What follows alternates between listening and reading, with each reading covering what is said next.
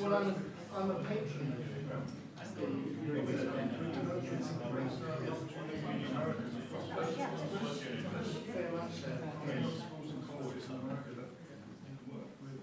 Yes, yes. Well, I mean, the team has been going for a very long time. We have this, at least one sort of annual conference in the Ursula, one of the international schools, and they get American students coming over. I mean, now it's quite expensive for people coming over. I lecture to 4 different American universities when they send their students over here. The numbers are down. Yeah, look at it.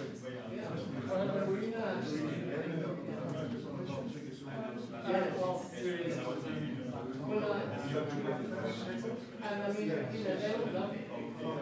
One of the places I go to is they've got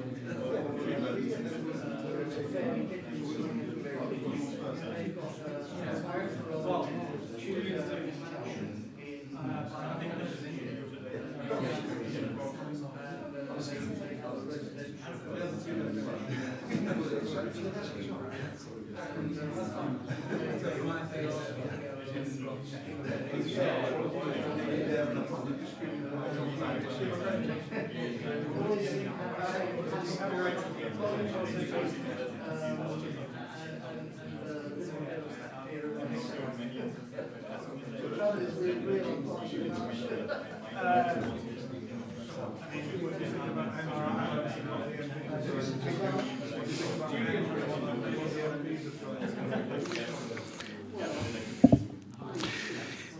Good evening, everyone.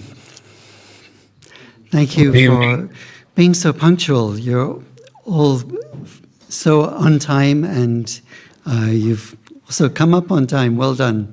Well done, everyone. Thank you so much for coming today, and thank you to Kostas for organizing this.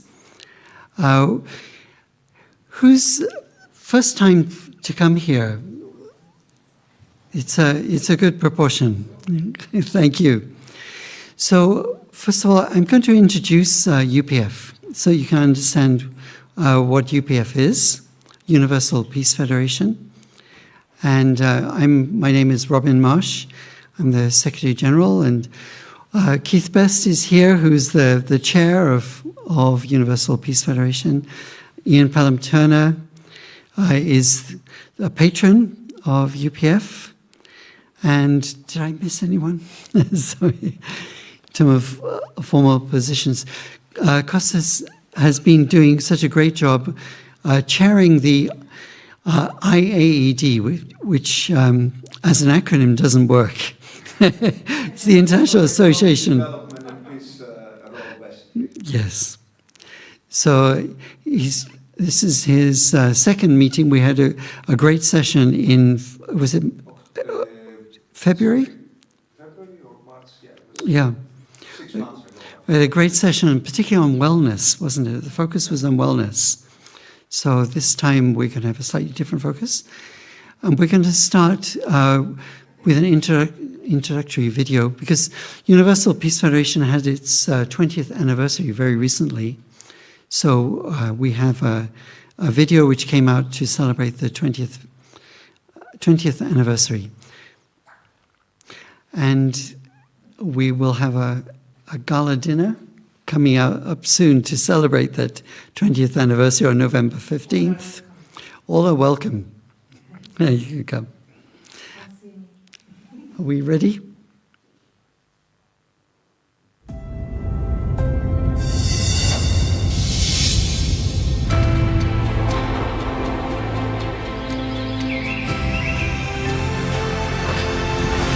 Planet Earth, where we live, faces an unprecedented crisis.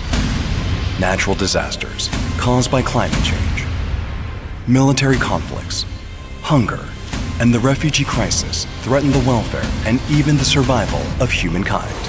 In this era, we must open a new path to peace and cooperation. The Universal Peace Federation is responding to this call of the times and is striving to create a new chapter of hope and peace.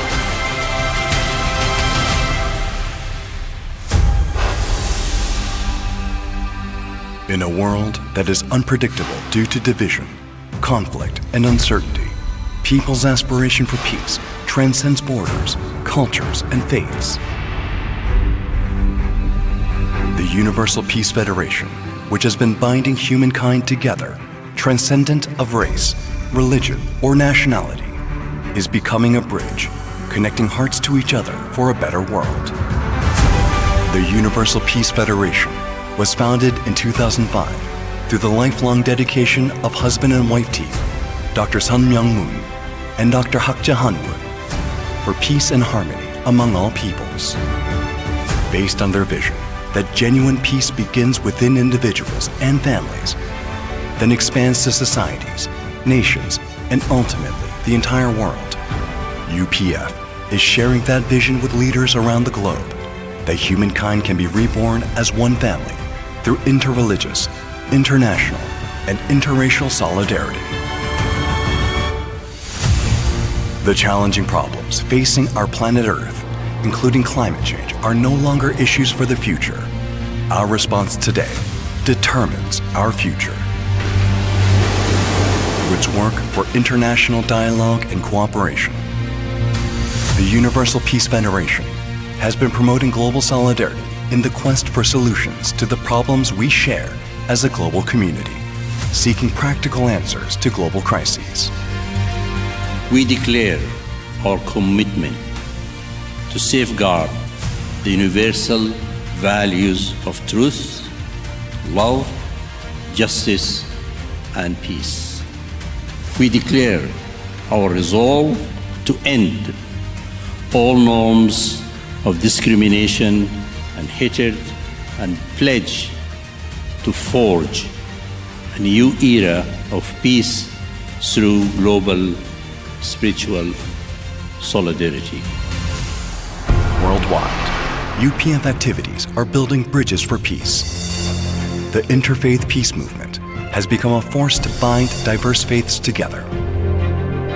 This movement, in which leaders with varied beliefs and traditions overcome their differences to achieve harmony, demonstrates that the essence of peace lies in cultivating closeness of heart.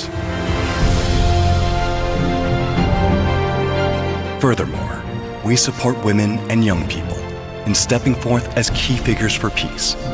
Educational and leadership development programs that cultivate global citizenship awareness are establishing a foundation for the new generation to achieve sustainable peace in our world.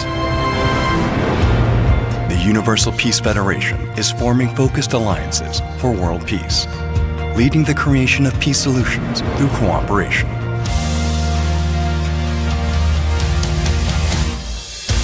This includes the International Summit Council for Peace, where former and current heads of state gather to discuss policies and strategies to resolve crises currently facing the global village. The International Association of Parliamentarians for Peace brings together parliamentary leaders from many countries, providing a forum for the discussion of conflict resolution and establishing a legal foundation for sustainable development and peace. The Interreligious Association for Peace and Development is leading interfaith dialogue to achieve harmony among all cultures, transcending theology and traditions. The International Association of First Ladies for Peace empowers women leaders to foster harmony in their families and communities, while the International Media Association for Peace seeks to contribute its collective wisdom through promoting fair and responsible reporting that will alleviate conflict and foster understanding.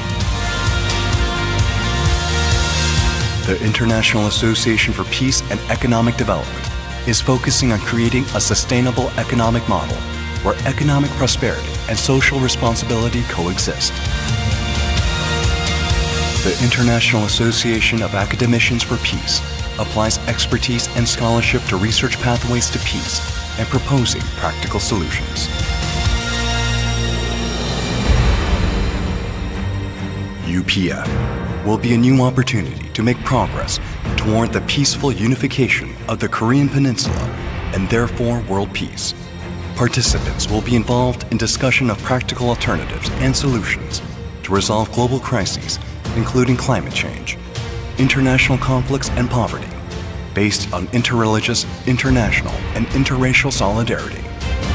Additionally, world leaders are coming together through the World Summit, a global platform where they share a vision of peace and prosperity, grounded in the core values of interdependence, mutual prosperity, universally shared values. They are working to resolve international conflicts, seek sustainable peace, and continue to call for concrete action and meaningful change, both towards peace on the Korean Peninsula and global harmony. The destiny of the Korean Peninsula is inseparably connected to the destiny of our global village. At this point in time, when 80 years since liberation has led to 80 years of division, the peaceful reunification of the Korean Peninsula is an important key to world peace. 이 민족이 세계 모든 나라들이 하늘을 부모로 모시는 자리에서만이 진정한 세계 평화, 자유, 평등, 평화, 통일의 행복한 하늘 부모님을 중심한 인류 한 가족의 세계가 이루어질 수 있습니다. It is often said that peace is not just the absence of war. A peaceful world is one where justice, love, and mutual respect coexist. The Universal Peace Federation will continue its efforts to build a world of hope for future generations with the participation of all global citizens. Join us now. The Universal Peace Federation invites you to participate in creating a better world.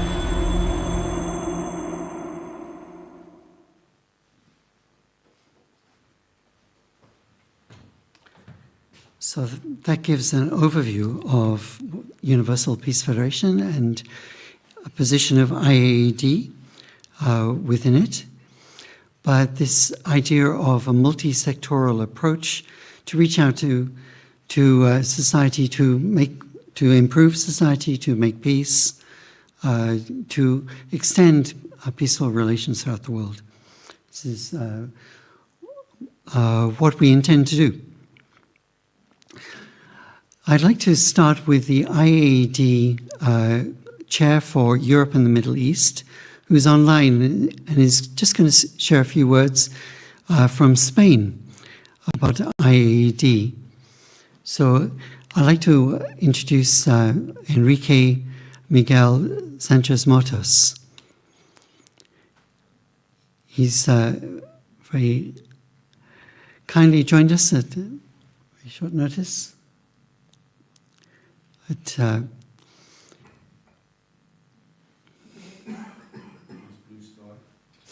so blue I am here, speaking. yes. I am here, Robin. Ah, great. So we can't see you for the moment, but would you like to come in?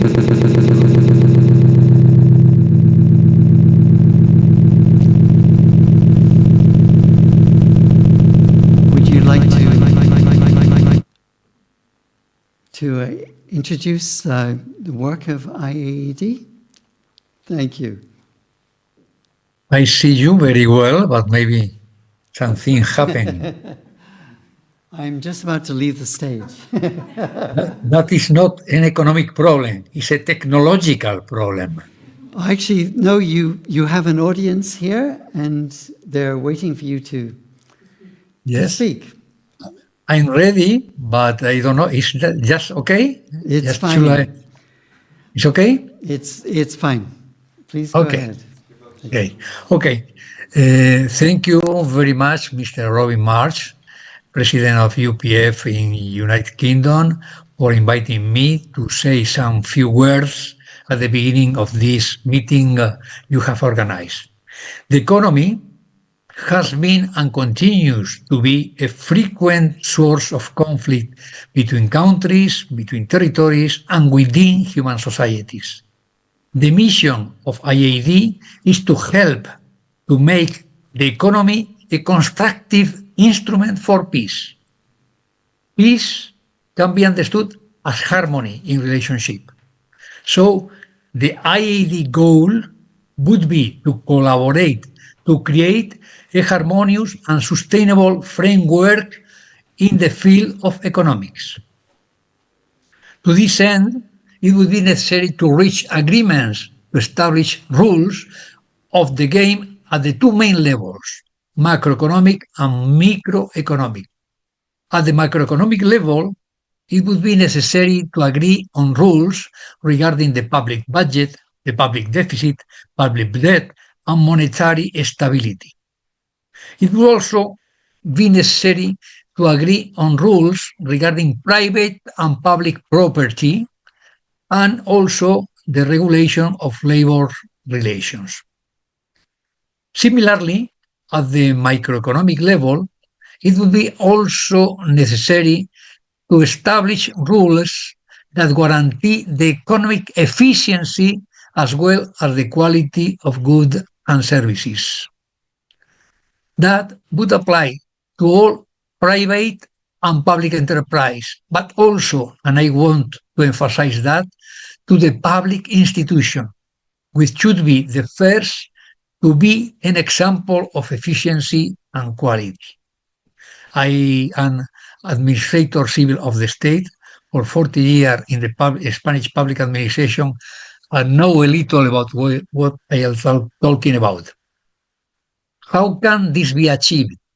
IAED wants to contribute to this, not giving a doctrine, but by inviting the different stakeholders in the economy to participate constructively in meetings where conclusions are reached on how to use the economic resources harmoniously, that is, efficiently and fairly.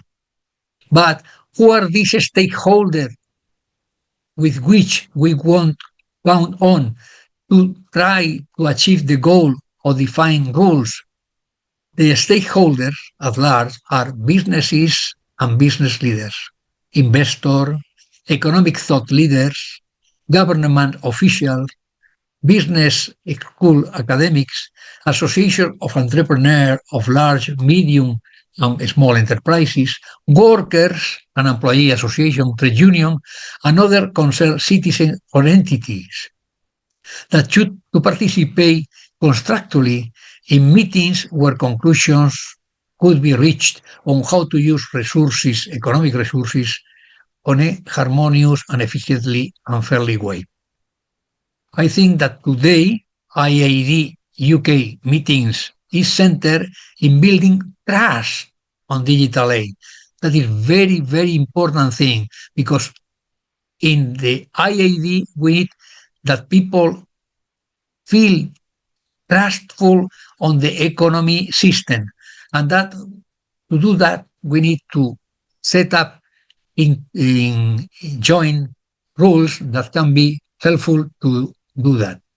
That is what I wanted to say to you, and I hope, because hope is the main word that we want to have in IAED, is hope, because we consider that the economic system can be really organized well and produce happiness for everybody in the world. Thank you very much.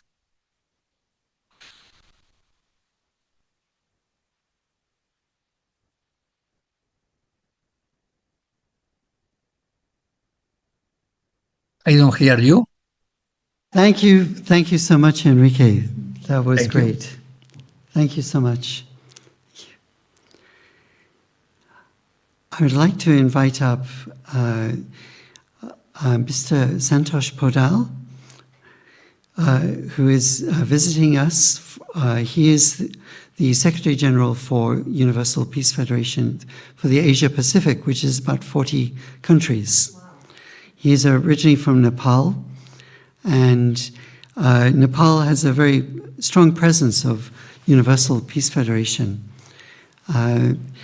We were very active in the peace process. Also, the founders of Universal Peace Federation were very active in the Nepal peace process, and have had some role within the government from time to time, and also a parliamentary participation in the Nepalese parliament. So I'd like to welcome up Mr. Santosh Podal. Thank you. Thank you.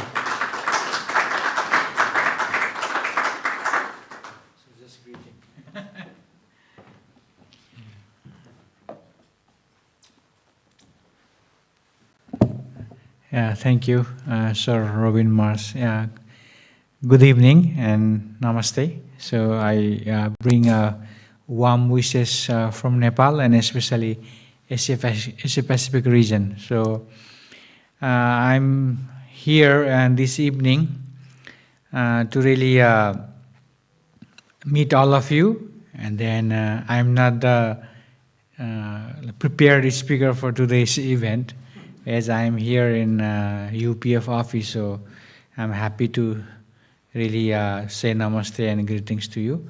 So through social media, I came to learn so many impressive events that's happening in UK.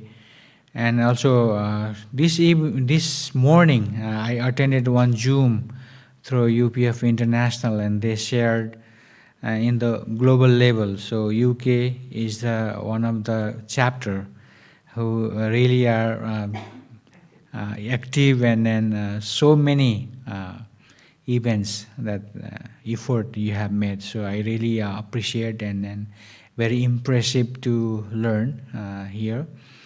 And as I am from Asia, so while you're this debate, this topic, for you, really how science and the religion really go together. This really make all of us to think one more time. So Asia is moving through hard mostly, and then but having so many limitation in technology and advancement, but the country like the UK, USA, the first world country have so much advancement, but still lacking something. So yeah, so Universal Peace Federation really advocates how this runs and operate together. So that's why human really can have a happiness and also progress together, peace and progress. And so technology really bring advancement and progress, but not really happiness, not really trust. So that's why how we really bring together science, technology, and then also the internal, the spiritual values. So how this run together. So I think this debate is really, really very important for all of us to realize. So, and then thank you for this evening. And then even though we are very far, but through social media, and then we are worth learning many things from you and UK. So I also learn so many impressive projects that UK UPF is learning and leading. So yeah, thank you and congratulations, and thank you for having me this evening. Thank you.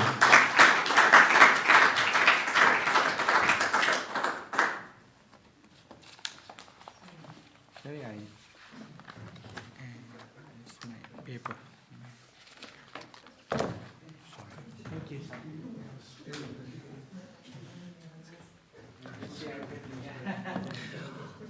Well, thank you very much, Santosh. Actually, the scale of which the work that's happening in Asia Pacific is massive, and the involvement of government and the projects in the Mekong Delta and Cambodia are on a massive scale. So we are very humbled to meet you. Thank you. I'd like to invite up Kostas Kapelas, who is the chair of IAED, as I said before. And thank you so much for all your preparations. You're most welcome, and good evening to everyone. Thank you for coming today to learn some new things. I think it's very, very important what you're going to learn today, because all the people that they're speaking, they are handpicked, and some of them I use their services as well. And also it's a great opportunity to network, because you don't know who knows who and what doors can open. And come with an open mind. So, what is the role that I have? First of all, I came here at this event, not at this event, at this organization as a visitor, and I follow the giver's gain mentality, which we have on business networking, and then they nominate me to become an ambassador for peace, and then very quickly they offer me to have the chair of International Association for Peace and Economic Development. If you cannot remember, it is here, and it's up there as well. So, and then what I have to do, basically to run a couple of events per year. So I thought, well, that's great. There is so many topics that we can educate people. I have a massive network through business networking, and that's why I got the role. So there is not any, it's not a paid role or something, well, yeah, the glory, you can say, which is fine. So today's, also work-wise, with my wife, Lana, who's at the back, we run our main business is running, we're holistic health professionals and running Total Health Now clinic, help people to improve their health and optimize their health, because always prevention is better. So, but today, the topic is about blockchain, and it might seems that it's not related to health. It's related direct. Technology can bring you so much stress, and actually if they also steal you your data and blackmail you, it will be even more important. And we really put a lot of thought behind the talk and who's going to speak and what they're going to cover. So pay close attention to that. So without any further delay, we will start today's talk with Julian. Julian Fox, I have all your bio here. I will not mess up the setup here. It looks very nice. Julian Fox actually is the CEO and founder of Techrelate, and the talk of the topic is securing your digital identity online. Julian Fox is the CEO and founder of Techrelate, a technology managed services provider based in London with over 16 years of experience helping businesses safeguard their digital systems and data. A seasoned IT manager and privacy advocate, Julian has dedicated his career to protecting organizations against cyber threats while making complex technology simple, secure, and effective for teams.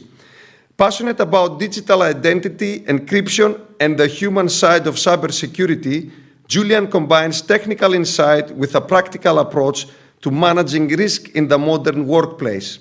Beyond Techrelate, he is an advocate for continuous personal growth and enjoys life as a sailor, always searching for fair winds, balance, and new perspectives. So without any delay, Julian, the stage is yours.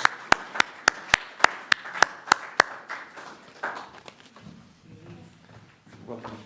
So I'm gonna have 15 minutes to talk. We'll make a note on when it's 5 minutes left and when it's 2. Okay. Thank you very much, Kostas. Hello, everyone. It's a pleasure to be involved in anything Kostas is involved in, with all his positive energy.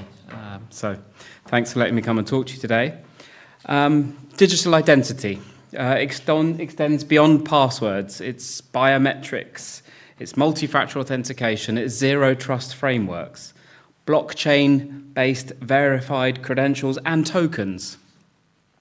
With our government heading towards digital IDs, linking banking, healthcare, democratic activities, and even your Tesco's club card to an app on your phones, it's about time we got our online digital identity shipshape.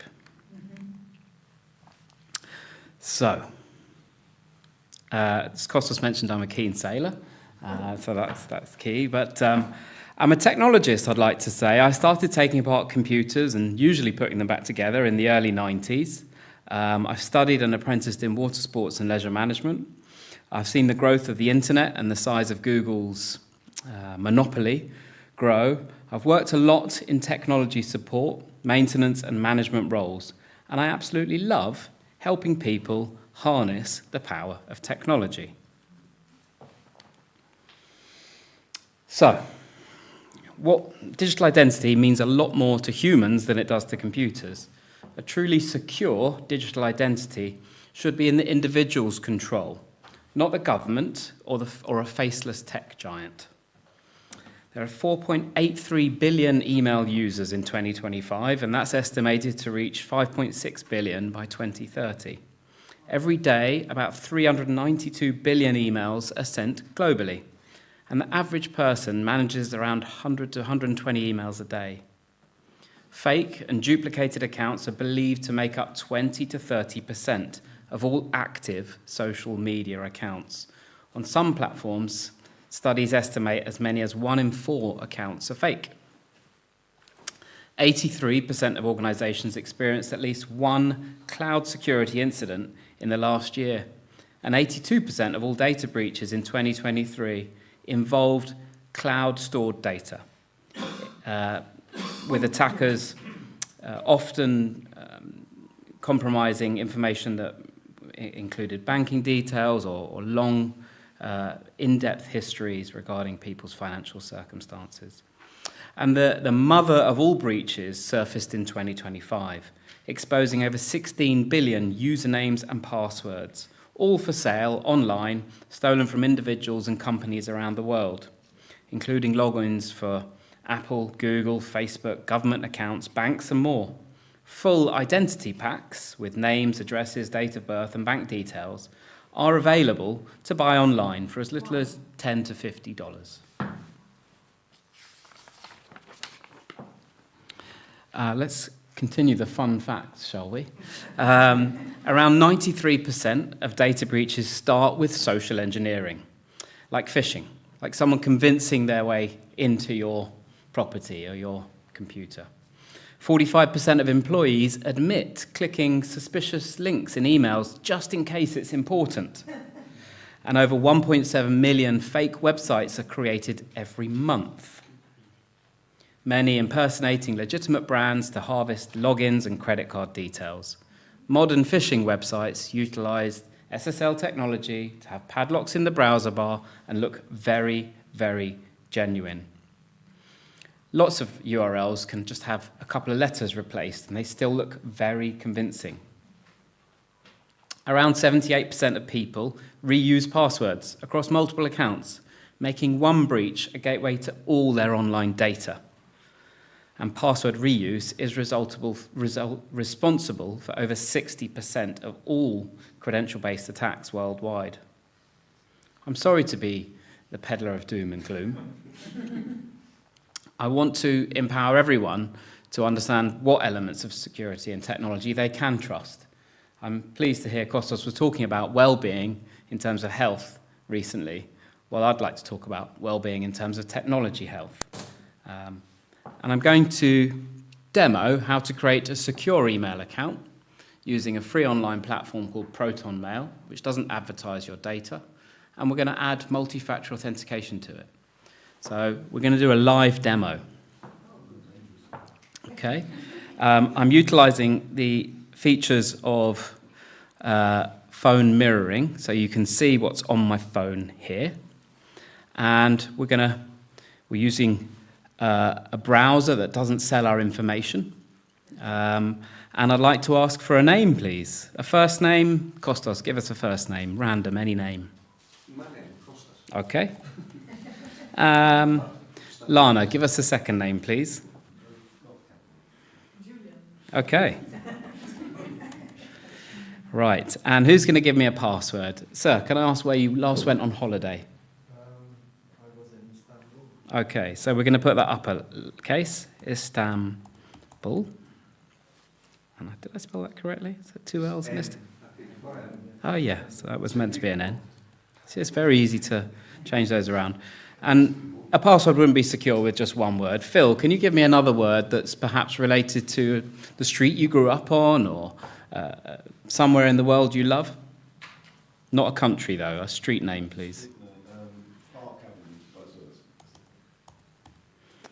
And I want one other completely unrelated word. Madam, can I ask you for your favourite flower? Roses. Okay, so we're going to have an email account called kostas.julian with the password Istanbul Park Roses. Okay, and that might sound nonsensical, but that's kind of the idea. So, Proton Mail is a free web online platform. I'm going to choose to create an account. And we're going to choose a free account for this purpose.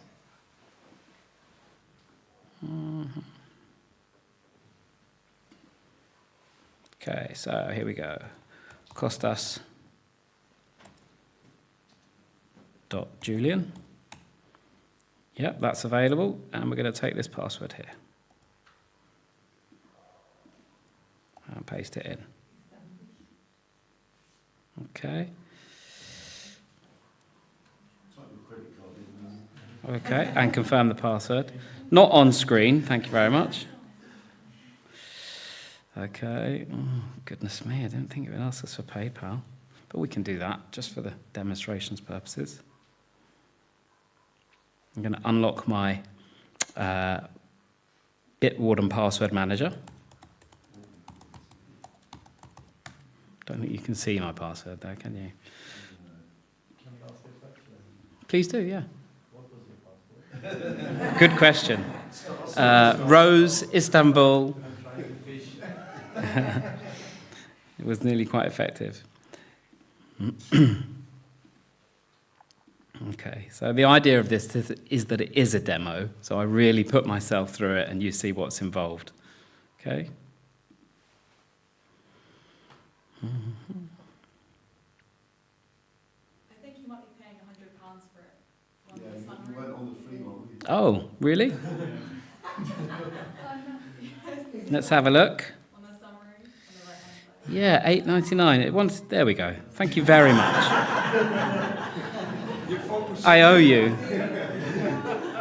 That's Okay. so important. It was a phishing, not reading the text. So we don't have to use. We don't have to pay anything. We don't have to pay £1 for additional features. We'll just say no thanks, and we'll start using Proton Mail now. The point is that there is free email available that is trustworthy and secure. Thank you for saving me £8.99 a month. So, yeah, so let's grab the piece of the puzzle and drop it down to there and choose next.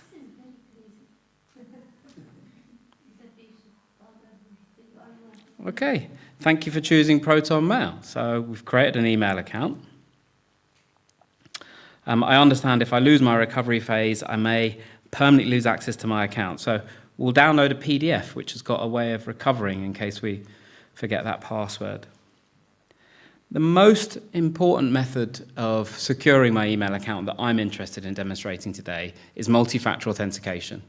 A bit like when you create a new pay with your bank, there's absolutely no way that your bank is going to let you send information or send money to that payee until you've validated that you're doing this as yourself. So they've sent you a text message or some other method of validation, okay? So we're going to choose our display name as Kostas Julian, and we're going to continue. And we're into Proton Mail, and I'm aware that if you go into Settings, Account and Password, let's get started. Maybe later. No. Okay, great. So Settings is the cog up here. And we're going to go to all settings. There we go.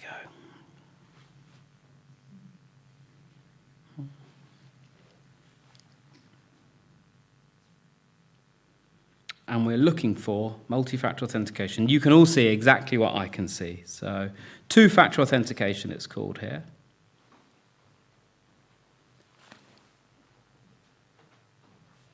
It's going to be via security and privacy, I'd imagine.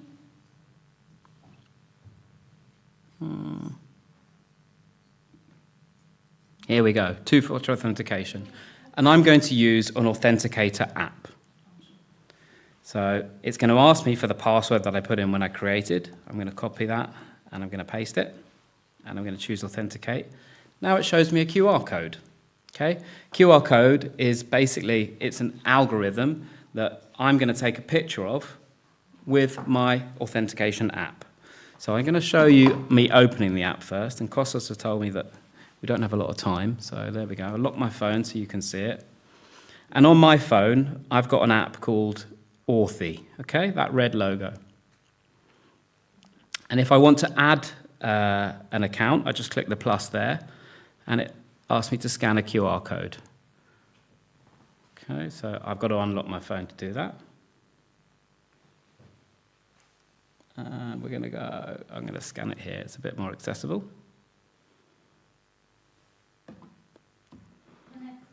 Great, let's reconnect now. Okay, so it's taken a picture of the QR code, it's added to my MFA app called Authy, Kostas.Julian@proton.me. Okay, and now, down here, where is it? Just going to put it in alphabetical order. Kostas, look for our new MFA app. There we go. Okay, so we've got it there. And I can choose next, and it will validate and say, what is the code that changes every 30 seconds that you've currently got in your MFA app? Okay, so we're just going to put that in. 7934667. Okay, submit. It gives us a number of reset codes that we can also save somewhere. Okay, so I'm going to put them here. And close. So now, when I send someone an email, it comes from Kostas.Julian@proton.me. I could use any of your names to create a secure email account. I haven't spent any money, thanks to that nice lady in the back there. And you have a secure email account. If you don't secure your email account with something like multi-factor authentication and you just use a password, someone might compromise a website you're using with the same password and be able to get into your email and reset all the other passwords. So please, please, please use multi-factor authentication with your email accounts. You can use it with Gmail or Hotmail. The process is very similar. But the reason I've demonstrated Authy is because that's a great, free, easy-to-use, secure multi-factor authentication application that you can reset access using your email or your SIM card. How do you spell that? Authy, A-U-T-H-Y. And this is for all the social media as well, double authenticator, because a lot of people have their Facebook hacked, and you can do the same thing for other social media as well, correct? Yes, you can. But everything's linking back to your email. So if someone can get into your email and they can reset by sending a reset to your email, you've really got to have that belt and braces approach. Okay, I realise I'm running short on time. So you can take a couple of questions. We have 1 minute. Thank you. Yeah. Can you use facial recognition on that as well? So facial recognition, a bit like fingerprint, is local device authentication. Yeah, great. So that's a way to unlock your personal devices. But in terms of securing a website on the other side of the world, if we were digitizing your face or your fingerprint, it would be very easily compromised. So that really is just your local authentication method for your device. Okay? So Let's take one more quick question. We have some time at the end for questions. On what basis do you trust that website that you're suggesting we should make our emails on? Proton Mail is well known for being not advertising or selling your data. And it's not about what I trust, it's about what the world of technology enthusiasts trust. So I'm talking about a platform or a method of development called open source.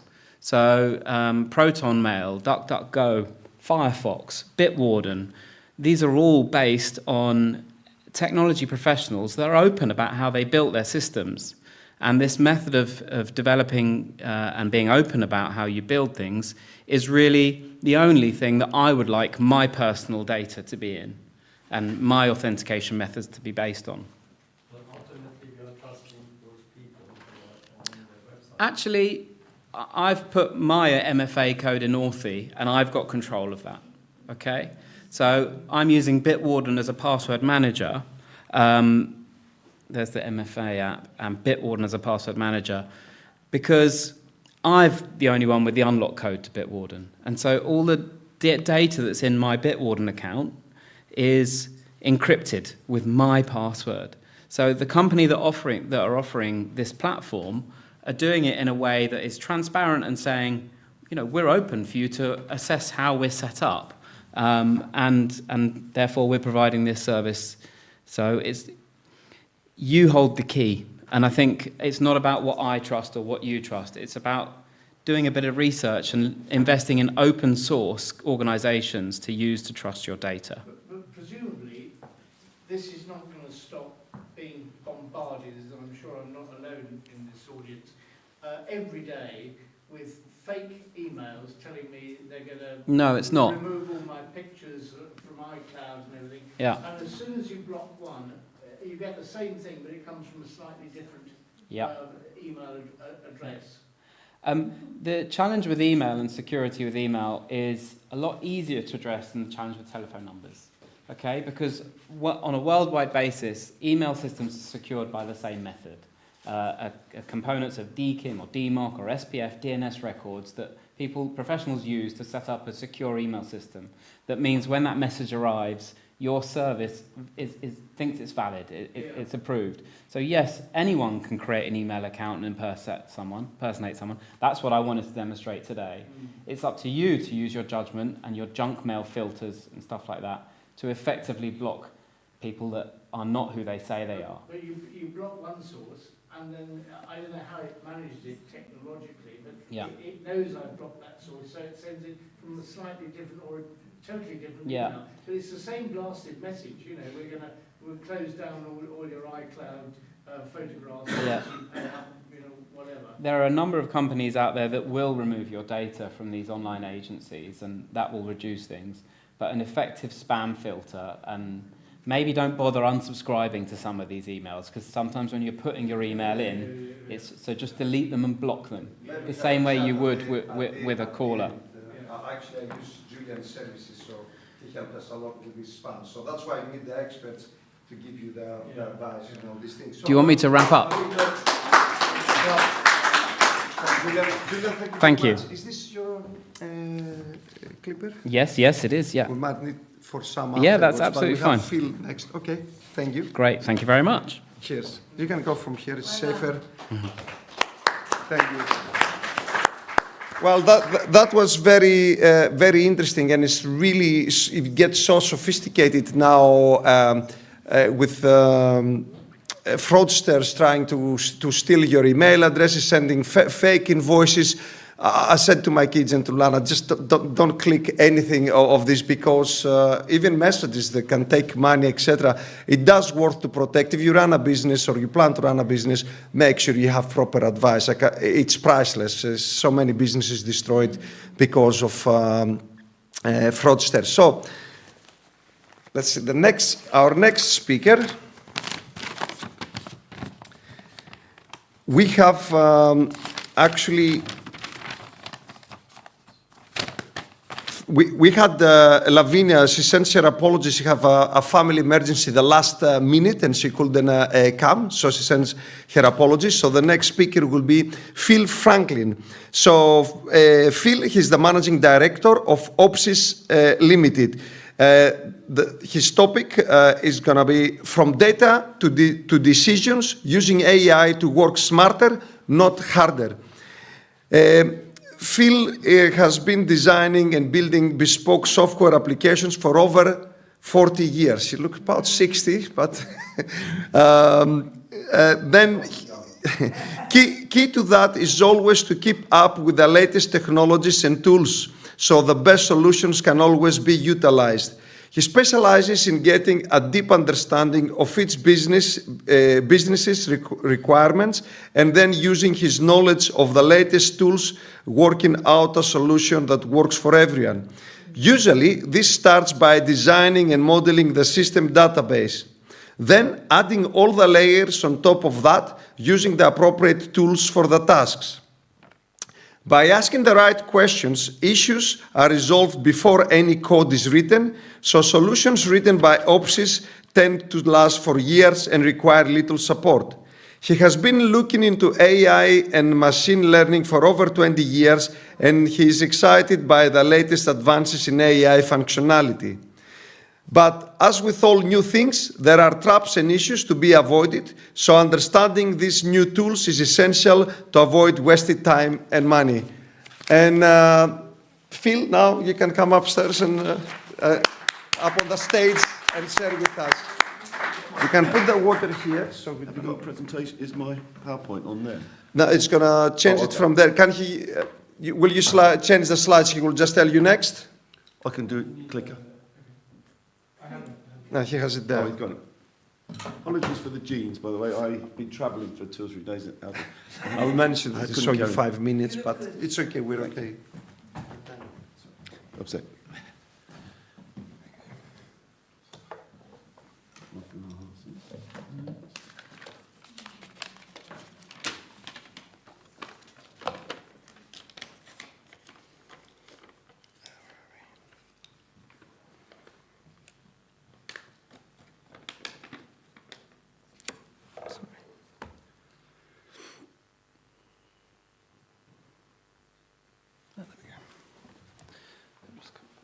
Does this work? Or just click, just tap? It might come up. Is it gonna? Oh, he's doing it now. Yes. All right. Welcome. Hello, everybody. I'm glad to be here today. As Kostas said, I've been working with data, databases, and AI for a long time. So today I'm going to talk about AI. It's the latest buzzword. You all know about it. It's going to change the world, isn't it? It's going to change everything, all our businesses. So I'm going to talk a little bit today about taking data to help you work smarter, not harder, which is the thing we should be using. What is AI? Well, actually, let's move on to the next one, because Kostas has explained about me, so I won't bother about me too much. No, I'll tap there. No. Maybe slide? Slide? Yeah, that's it. Why AI matters. Well, we live in a world that produces vast amounts of data every day. Our phones, sensors, systems, and services. The challenge is that most organizations have too much data, but not enough insight. So AI helps us cut through the noise, finding patterns and meanings so we can make faster, better decisions. What is AI? Well, it stands for artificial intelligence, but it simply means software systems that can learn from data and make predictions. Sorry. Prediction. Oh, I've got my water here. Sorry. Predictions and decisions. The challenge that most we're using it now in all our lives. There's things like Netflix uses it to suggest what films you can watch. It's used in things like email filtering, as used as spam filtering. That is AI. You'll get an email. If you tell it the email is spam, the AI engine should learn from that. And you will find that most of the spam doesn't get through. That's the AI engine. But it can't be perfect. It's not perfect. Yeah. But the idea is to help teach it. So if you just right-click and say, this is spam, hopefully it'll prevent the others. But 1,500 entries in my spam, my junk folder. Well, as we know, AI is relatively new. It's not perfect. But it will get there, and it will help. And that's like everything. It's going to learn. So there are 4 stages in this process. The first is collecting the data. And that can be done in lots of different ways, and it's changing over time. We can collect data from sensors. I worked in this care and health sector, and I was collecting data from people's homes. We put little sensors in their homes to detect movements and things. You can collect, that's called the Internet of Things, where you're collecting from little devices. But there's data everywhere. Anyone that has forms that you get people to fill in, that's data that you've collected. Nowadays, you don't even have to have it straight on a database. Even if it's handwritten, you can get the computer to scan it in, and then you've got the data. But collecting data is the first thing. Then you have to analyze it, and that's really my speciality. I'm a mathematician and a computer person, and I understand numbers and data, and I've written lots of algorithms to analyze the data, because raw data doesn't mean very much. It's how you analyze it. What can you use the data for? And that takes that takes people to do that, because computers, you can't just throw masses of data at an AI engine. It won't know what to do with it. But I'm quite good at helping understand what it is and each company is different, every business is different, but you've got to analyze that data to try and predict what you could make use of. But then you use the AI to help predict things. That's what it's for. Look at all these vast amounts of data. You've told it the type of thing you'd like to know, and it can help with that. It's used at the moment, for example, to take medical data and try and prevent people dying. You can look at scans you can look at heart rates, and you can look at scans of MRI scans, and it can do better than a lot of professionals at spotting things, because that's what AI is good at. Masses of data, it can analyze it, and it can predict things, and it can help you make decisions. It helps doctors and people. And that's what it's for. It's either to guide you in your decision-making as a person, it can help you by its analysis, or it can do things, it can automate. There are things you might as well get it to do, and it can do things automatically now. So that's what AI does. There's real-world impacts of AI. Healthcare, for example, that's one of the things I worked in. It's changing healthcare. The idea is it's preventing people from dying. That's what it can do. It can look at masses of data. And nowadays, we can start collecting more data than we thought possible. We can collect things that are just around that we can just add to the patient information. And the AI can take masses of variables, analyze it, and help. But it's also used in logistics, in offices. Most people can find a use for it. I don't know whether you've used it, any of you have used it for summarising meetings. I don't know how many people have ever had to write minutes of a meeting. It's a tedious job. You have a meeting, someone has to write the minutes. I've done it. You start off well, and then you drift off for a bit, and you forget to write something down. AI is really good at that. On an online meeting, you stick it in the corner there, and at the end of the meeting, it just produces a lovely summary of the whole meeting. It's really useful. This is helping us all in our daily lives. And there's lots of things you can do.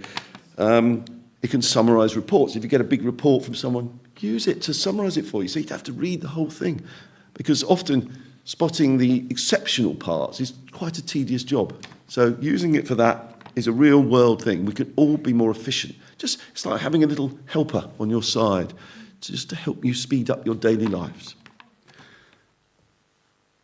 So the point of how to use AI is to realise that it's the human plus the AI that makes it useful. It's not a thing to replace humans. People talk about, in the end, it'll be so clever, we won't need humans, but that's not really what it's about. So the best results come when people and AI work together. So AI brings speed, precision, and consistency. That's what it's good at. But humans bring creativity, ethics, and context. And those are the things. And when you combine the two, you get better, fairer, and more informed decisions. And that's what I've written here, augmented intelligence rather than artificial intelligence. It's helping us in our daily lives. But there are issues you've got to be careful about. And these are like the challenges. There's some dangers, and people are already falling into traps with AI, and it's a bit dangerous.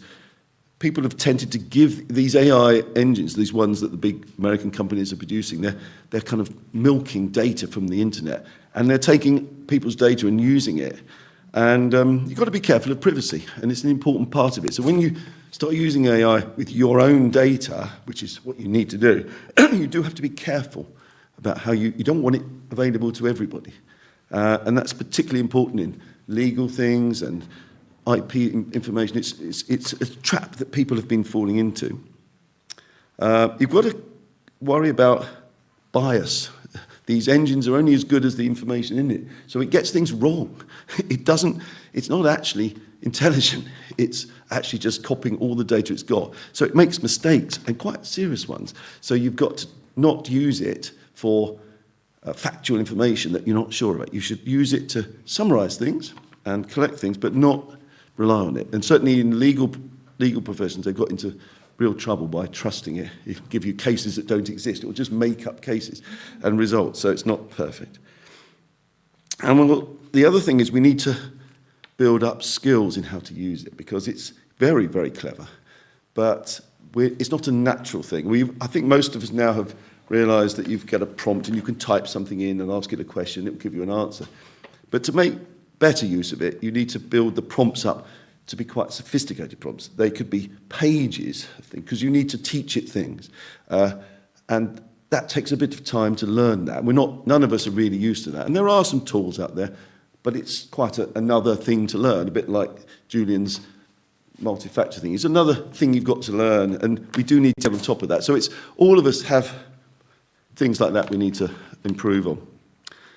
And that's really all I want to take. The key takeaway today is that AI is something that takes data into something you can action. And that is a good thing. It helps us work smarter, not harder. And the future is human plus AI in a collaboration. It's not going to replace people. Although some jobs will go, because some jobs are rather tedious. I'm a coder, and I wouldn't now employ low-level coders to do things, because the AI can do that for me. But there'll be other jobs. There are other things that come out from it. So that's really all I wanted to say. I haven't got any demos. I'm sorry, but I didn't want to trust doing any demos. But I'm happy to take questions. Thank you very much. Could I ask you on something you mentioned? I'm ashamed that I am a lawyer, and I should know the answer to this, but I don't. I mean, if I use ChatGPT to write a speech for me, then I deliver it. What about my dangers of being in breach of copyright? That's a good question. Well, you could be in breach of copyright, because if you just use ChatGPT, it's just stuff on the internet. But it's public information, isn't it? It's on the internet, so you can quote other, information. It's just like. Yeah, but if ChatGPT is, say, taking a quote from a book or something like that, yeah, but not attributing that, yeah, what it gives me as the speech, so it's using somebody else's potentially copyright protected. Yeah, no, that is true. And people are suing ChatGPT at the moment because. Well, yeah, I mean, am I in danger of them being sued? I don't. That would need a lawyer to say. I don't actually know the answer, but you are in breach of copyright if they've stolen someone's copyright. And ChatGPT doesn't give any indemnity against that? No. It says, in fact, it's the opposite. I think it's. I work in media, and basically at the moment the government is trying to put through a bill where there won't be any copyright anymore. Scraping is going to happen, and they really want to capture AI as a business, and so they're giving away copyright. Yeah, I heard that. Legally address that if the law is changed and there's no more copyright. It's just my opinion, I don't really believe they'll be able to do that. But they are talking about it, and there is a worry about that. But that's the government pandering to these big American companies. They want their money, don't they? But it might happen. But I can't. I'm not a person to say. I can't believe that will happen. I think people will find other ways. They won't put their data on. They won't let them. But obviously, there's data on there now. Is there a way of minimising scraping? Because obviously, I'm intelligent and our TV shows. I know people like Andrew Lloyd Webber now being told that all his music in the future just loses copyright. This is what the government are talking about right now. So how can AI work in this country if all you're going to do is steal someone else's work? That is difficult. I don't know the answer. People have been talking about that. I've been following the discussion, but I don't know the answer. Sorry. It's a problem, isn't it? But I don't quite believe they will. I think something will happen before that. I don't believe. they'll get away with that, because it's not right, is it? It's not right. Just to follow on from that point, all these things that the internet and technology brings, they don't always have an easy answer. No. But there is a technology based on blockchain called NFTs, whereby an image or a piece of text or a video or a piece of media could be validated and have it stamped to say this is encrypted and this is the original copy of it, and technology can be used to say this is the original and it's owned by such and such a person. That blockchain could come in for that, yeah. I've got that list, Phil's got Yeah. that list, we've all got that list, that's blockchain, this distributed ledger. The problem is the government is giving that away. Well, Yeah, well, it's... So in reality, that means diddly squat. And it's already out there, isn't it? It's already on the internet. It's already out there, in so... terms of ownership, Yeah. irrespective of who copies it, there can still be a bona fide owner, I would suggest. Yes, So how we can protect ourselves when it comes to privacy from those, from American giants like with language models like such as ChatGPT, when we feed data like legal stuff? Yeah, is there a way that there is a way of preventing that. Microsoft are doing this now, and so are the Google and the others. You now put it into private modules, and it's called these agents, they call it, but you don't specifically don't let them be public to the internet. In fact, Microsoft are working on a big thing now. It's where everything, you have to do it right from the beginning when you first set the system up. Yeah. You set everything up. So they've got a model, and of course everyone will do the same. The others will do the same, and AI it's relatively new. We're in the early stages, and there are things that are going to go wrong, but in the end, it'll all be sorted out, because otherwise we won't work, will it? Nothing will happen. So, yes, it's a work in progress, but there are modules that you can definitely secure all your data now. But at the moment, you have to pay Microsoft quite a lot of money to do it. That's the only problem. But eventually, it'll become cheaper when you do. As people start doing it more, it'll get cheaper and cheaper. Adding in the ChatGPT or AI tools, we put our personal story or bank account, so it would store somewhere and it would... You obviously shouldn't do that on the general. If you're in the general ChatGPT, you're putting your stuff out there, and it can use it. But you should use your private one and stick to a private account, and then it's all secure. And you wouldn't want to put your bank details out. Excellent. Thank you very much. Oh, there's a question there. Let me bring this down. Health and safety. That's not mine. Well, I've got two glasses. ChatGPT says we bring legal responsibility if you change.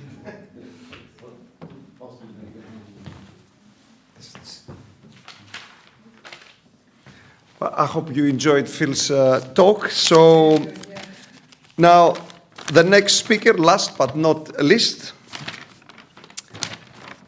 is Sharma. Sam is the visionary AI and digital transformation consultant. The topic of his talk is AI First Business, the Future of Intelligent Startups. Sam, as I mentioned, he's a visionary and digital transformation consultant with over 20 years of global experience helping leaders simplify complexity and unlock new growth through technology. From his roots in Tier 1 banking to founding successful consultancies in the UK and USA, Sam has guided countless businesses to move faster, work smarter, and future-proof their operations. Sam believes AI isn't just about automation, it's about amplifying human potential by keeping AI at the heart of the businesses today. Today, he will share practical insights on how leaders should leverage AI as the core and not just as an add-on tool in order to create time, clarity, and momentum. Get ready to be inspired to lead your business into the future with confidence. Please welcome Sam. Okay, so we need There, or you want here? Let's give this to Julian. Is this? Do you need a clicker? Yeah, everything. Yeah. I think. Let me just.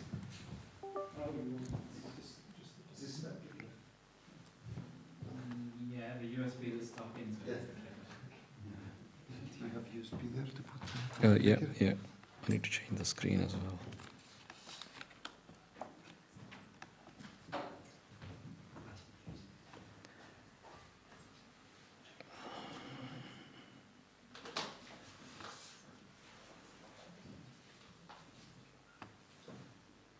Oh.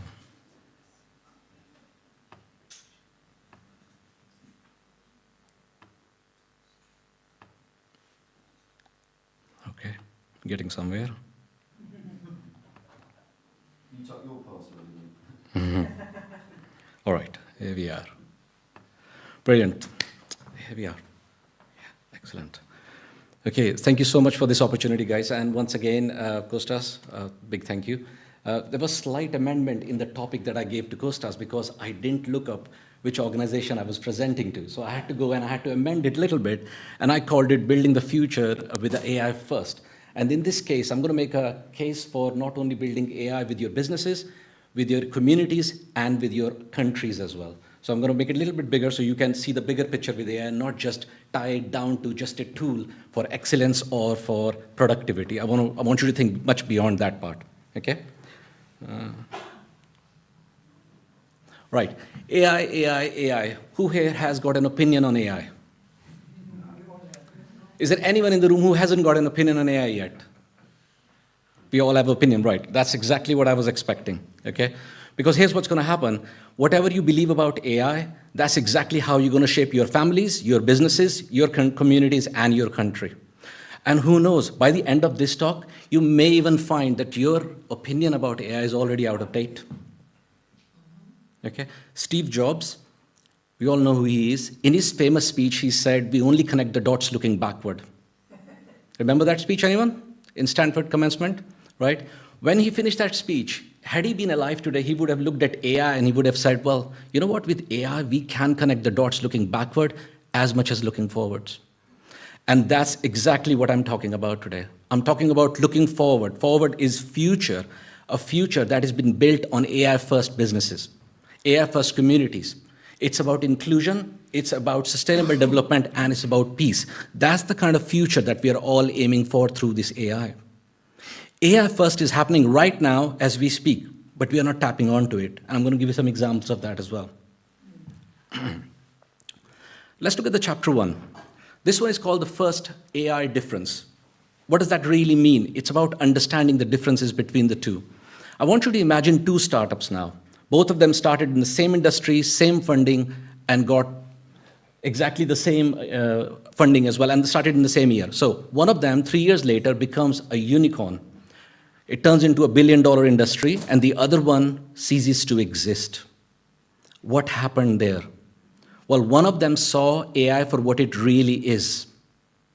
Not an add-on, not a tool, but actually is something that is part of the core DNA of its business. The same principle can be applied to communities and nations, right? A country or a nation that looks at AI and thinks of that as an add-on tool, they are likely to get lagged behind as compared to countries that will weave this right into their infrastructures, have good governance in place, have regulations in place. Countries who are stepping ahead with this game, they will get way ahead. And you will see that happening in our lifetimes, exactly this massive transformation happen. But what is this AI first, what I'm on about? What is this real difference? You see, there are two types of organizations that come to me. One, companies are, we are looking to enhance by using AI. Can you just patch something on top of our existing offering, our existing visibility, put some tools on top within our operations, just make us AI enabled? Those are the AI enhanced ones. Yes, it improves margin, but it's an add-on. The AI first that I talk about is where AI is heart, it's in the DNA of decision making. These are the organizations that are looking to transform the way they've been doing businesses. And I tell you where the key difference comes from. The key difference comes from is the level or the depth of integration that they have within their decision-making systems. I have organizations in the US right now, we have 8 different modules happening with them because they're transforming everything through AI. They're not just adding a little patch on or using ChatGPT to think, oh, I'm doing AI. It's far beyond what we are comprehending right now. This one thing, this one depth of difference that I'm talking about, this will result in the biggest wealth transfer that we humans will see in our history. Most companies who will go for AI enhancements will lose money to companies that will come in the same markets, becoming AI first in those markets. Do you want to see the examples of that? Here we go. OpenAI. They didn't add AI, it is AI. And I don't need to tell you how much it's worth. Tesla, right? Irrespective of what you feel about the share prices or its owners' personal choices, this is technology on wheels. It's AI on wheels. It's continuously learning, individualized to you and your driving behaviors. Alibaba City Brain. It leverages AI to literally look at how you can completely remove traffic jams by cars communicating with one another. Think about the emissions, think about all of that things gone, right? And TikTok as a platform.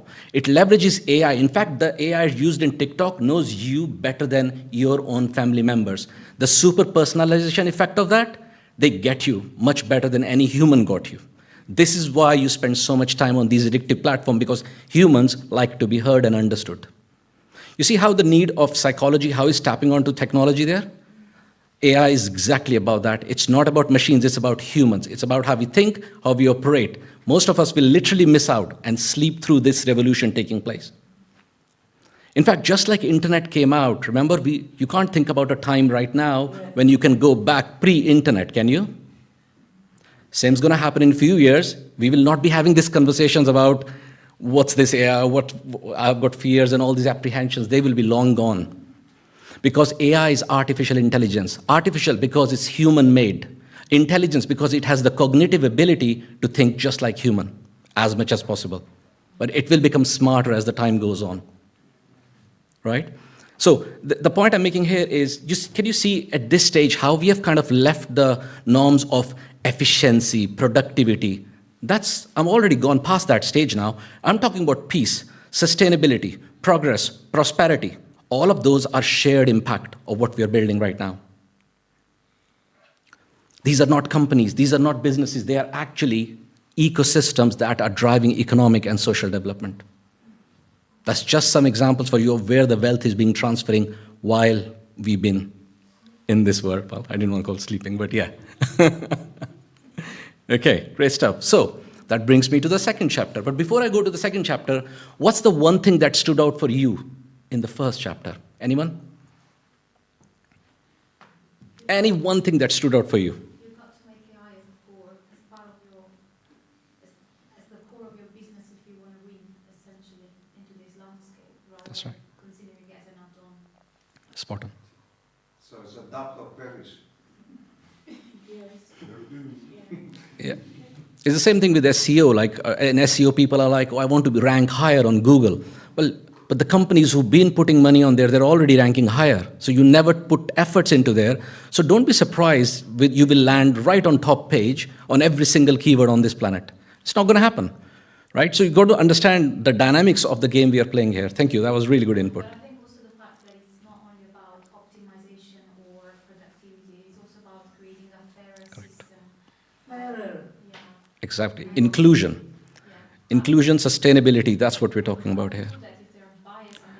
Getting there. It's only second chapter just starting. Okay, so how do we make these AI systems actually win, right?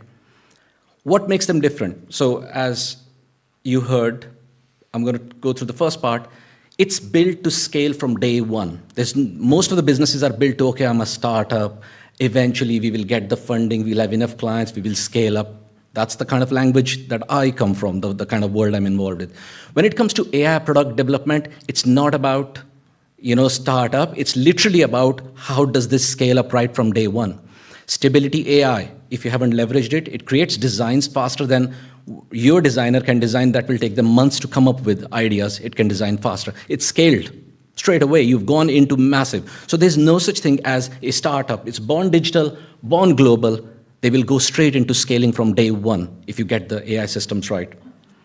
The second part is they are proactive in making decisions, right? Now, can AI make decisions of my behalf? Yes, of course it can.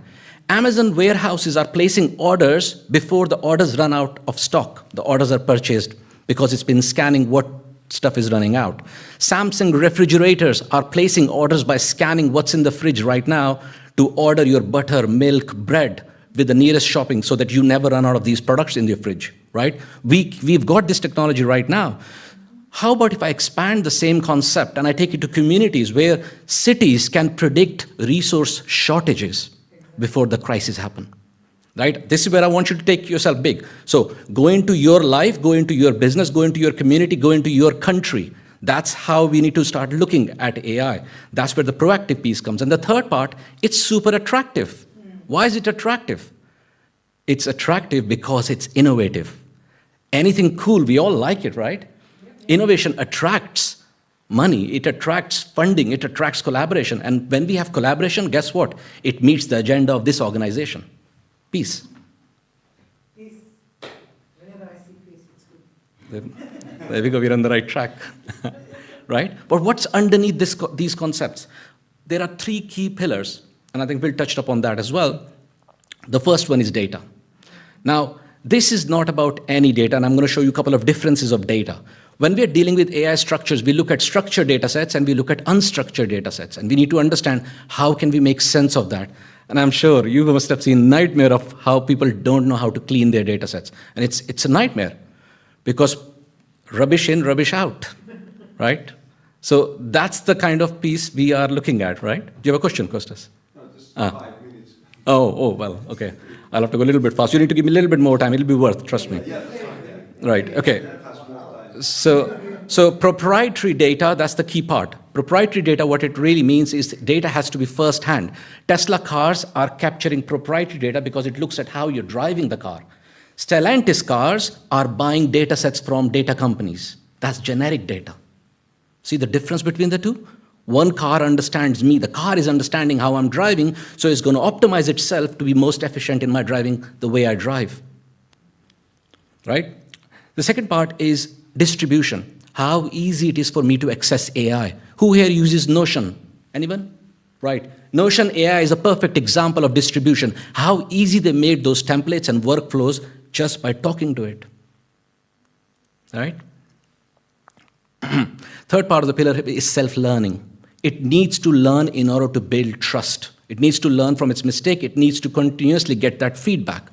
Guess who else likes to learn? Us lot. Us lot. Right? So these three becomes the fundamental pillars of what and why your AI system should be in place. I can come back to that. Think about any one thing that stood out for you from this second chapter. Take you to third chapter because Kostas is giving me eyes now. So the stake, what's at stake here? Right. So here's the point I'm making. There are businesses that use AI and businesses that are AI. Fundamental difference, one improves the margin, the other one reshapes fairness and opportunities.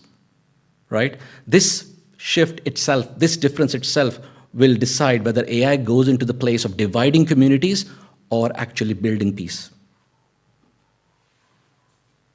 One's collaborative approach, the other is profit-based approach. One divides, one collaborates. Make sense? So what's happening? Irrespective of all these talk, what I'm giving you, most people will go back from today, open ChatGPT, and get back to usual. This is called dabbling with technology. Dabbling is like dabbling with electricity. You can't just say, I'm going to use the electricity once, and I will have it forever. You need to have the continuous supply of that electric stuff, right? Pay the bills, of course, right? So you can't dabble with AI. You need to go a step further and integrate that into your workflows as if it's part and parcel of your journey itself. That's why I put there the line there, peace, progress, and prosperity are all because of the commitments we make and not because of we are curious about it. And if you fail to do that, you're going to get stuck in the failure cycle. And I talk more about in the failure cycle in my book as well. In the failure cycle, you've got, the quality doesn't look that good, but what it really stands for, we start everything by becoming excited, the hype. Then we find avoidance. We start to avoid doing the right behaviors. We're like, then we come up with excuses. I don't have time, I don't have money, my partner doesn't help me. You come up with reasons or excuses, and in the end you blame that it doesn't work. This is called the failure cycle. Have you experienced it? Right? Don't be shy, and if you tell me you haven't, you're lying to yourself, not to me. Okay? So this is a human condition. The human condition works exactly like that. You will have a hype cycle, you will dabble with AI, you're going to go justifying the lack of integration for whatever reason, then you will get behind because others are moving much ahead, much faster, and then in the end you will come up with a new technology, a new tool, you'll be like, oh, that's really cool. And you repeat the same cycle over and over and again. By the way, it's not just us. Companies like BlackBerry, Nokia, Barnes & Noble, remember these companies? Blockbuster, all disappeared. Why? They couldn't capture the technology disruption coming. They couldn't see it. That's why they disappeared. So, here's my little prediction. The next $1 trillion economy or the $1 trillion company is going to be an AI first itself. And we will see that in our lifetimes.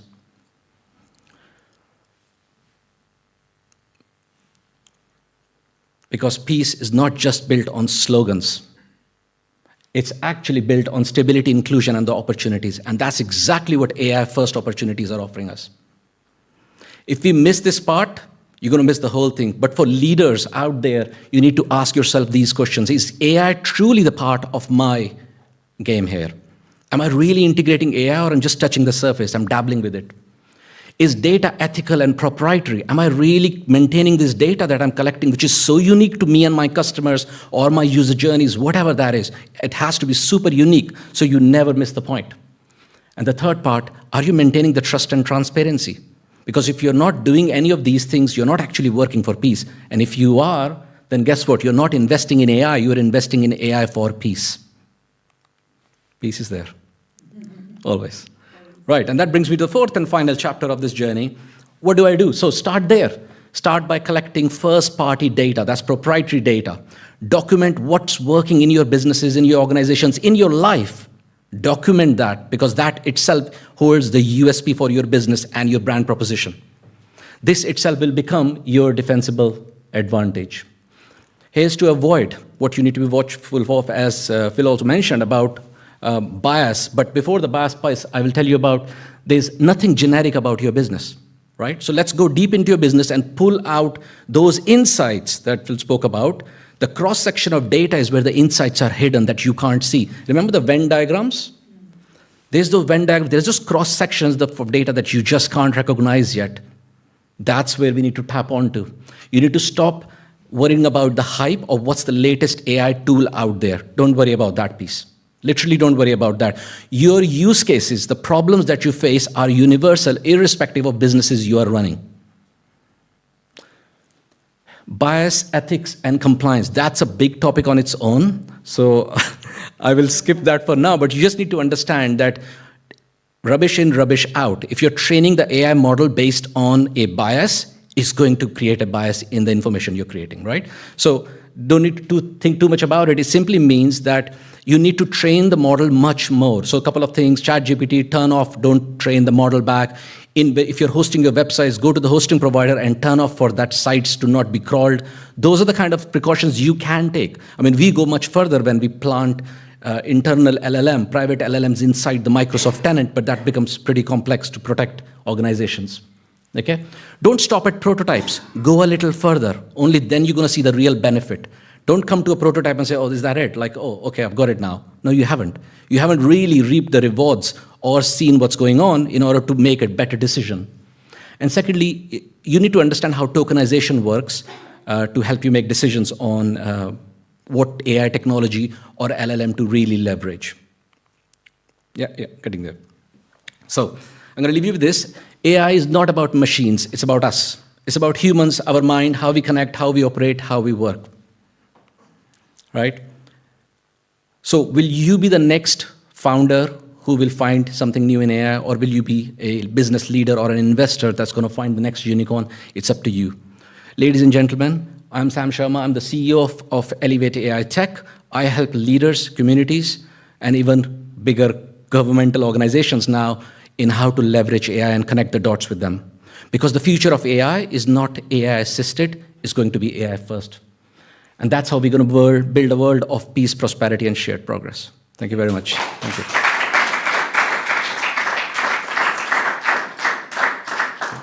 Any questions? Always live in hope. Take one question. I know we're overrunning, and then at the end we'll stay for a photo and network. Sure. So I can ask somebody. No, you can ask it. Thank you. It's really interesting. It's kind of about my business. So I'm in the coaching and training space. It's very human to human, right? I think you mentioned about some businesses being working with AI, some being AI, and I think I even thinking, oh, AI is not going to take over my job. But I mean, just at this place we're at now, how much do we need to start thinking about? So for me, I'm like, no, like I would, I miss the human touch and all that kind of thing. But, at the same time, you don't want to be in 5 years' time behind everyone else. So at what point do we need to be like, I need to just start remodeling my business and just go into AI? Well, you're not going into AI, you're taking AI with you. There's a big way how it's about perception of AI. It's how you're perceiving this whole AI thing. It's something untouchable. It's not going to replace humans, because what's going to happen, as you know the history of humans, we go into tech, then we get fed up of tech, then we want human connection again. So human connection is not going anywhere. It's not going to be replaced by robots. Yes, there's a lot of technology companies that will try that. Like I know people with Parkinson's, they need help from robots. So it's a good use case for technology. But then there are bad actors who will use technology for bad. For your specific case, talk to me separately as well, because coaching industry itself, I'm very well versed with that industry. I've written a few books on it as well. So you can really leverage technology on how to get yourself that edge. But you're right, if you don't tap onto it, someone else doing it is already getting ahead. Because in your game, coaching industry is 90% sales and marketing. If you get that right, 10% is easy. Most people think coaching is nothing to do with sales and marketing. It's all sales and marketing. All right? All right, guys. Thank you very much. Well, I hope you really enjoyed the speakers, who I would like to thank once more personally for sharing their knowledge. Obviously, all of them, they run their own businesses, they specialize on their area. Please have a private chat with them or exchange information. I know it is late. And on that note, unless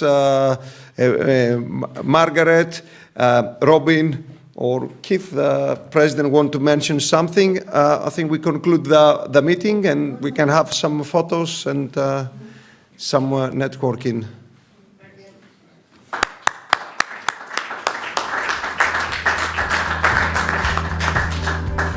Thank you so much for those presentations. They were really wonderful.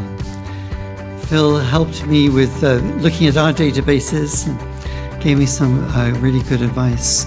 So please network with all the speakers and talk with them. I just want to mention our future events. First of all, November 11th, November 11th, we have a International Association of Arts and Culture for Peace, and it will feature a lot of Southeast Asian culture.